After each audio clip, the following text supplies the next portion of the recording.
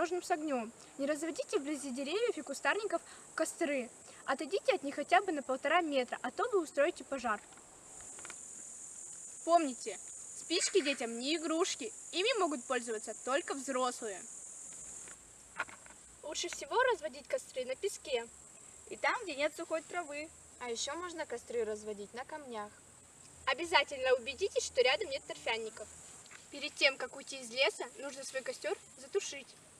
Лучше всего это можно сделать с помощью воды или песка.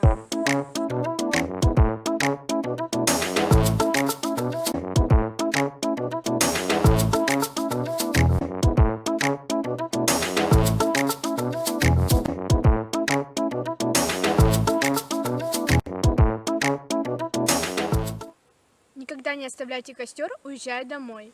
Залейте его водой и подождите, пока он полностью потухнет. Обязательно убедитесь, что он не загорится снова после вашего ухода. Ребята, будьте осторожны в лесу. Соблюдайте правила безопасности.